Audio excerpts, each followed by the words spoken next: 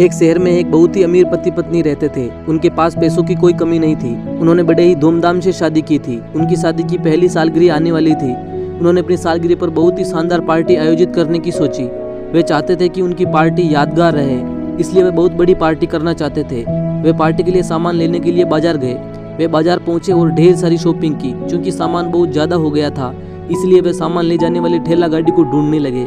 कुछ देर बाद उनको एक बुढ़ा ठेला वाला मिला। बुढ़ा काफी गरीब और कमजोर था। उसने कई दिनों से कुछ खाया पिया नहीं था। उसकी हालत काफी कमजोर थी। अमीर आदमी ने बुढ़े से कहा, हमारा सामान घर पहुंचाना है। बुढ़ा बोला, पहुंचा देंगे साहब। अमीर आदमी ने मोल भाव करके बुढ़े को कम पैसों में ही राजी कर लिया। अमीर आदमी ने उसको कुछ पैसे एडवांस दिए और अपने घर का पता बता दिया। उसके बाद वे अपनी गाड़ी में बैठकर घर आ गए। अमीर आदमी ने काफी इंतजार किया, लेकिन बुढ़ा सामान लेकर घर नहीं पहुंचा। यह सब देखकर पत्नी को गुस्सा आ गया। उसने अपने पति से कहा, वो बुढ़ा हमारा सामान लेकर भाग गया है। मुझे तो उस पर पहले ही भरोसा नहीं था।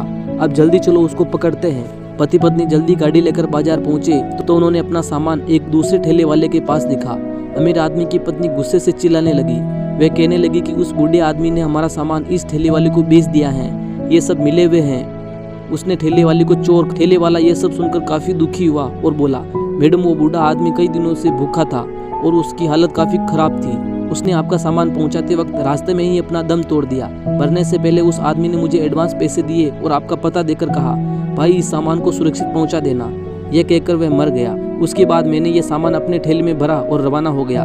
लेकिन क्या करें, आप अमीर लोग तो हमें चोर समझते हैं। हम गरीब जरूर हैं, पर साहब हम चोर नहीं हैं। हम चोरी नहीं करते, हम मेहनत करते हैं और घर बार चलाते हैं। यह सुनकर अमीर आदमी की आंखें भर आई और पत्नी ने शर्म के मारे अपनी नजरें नीची कर ली। दोस्तों, इस कहानी से हमें यह शिक्षा मिलती है, हमें किसी की आर्थिक स्थिति देखकर उसके चरित्र का निर्धारण नहीं करना चाहिए।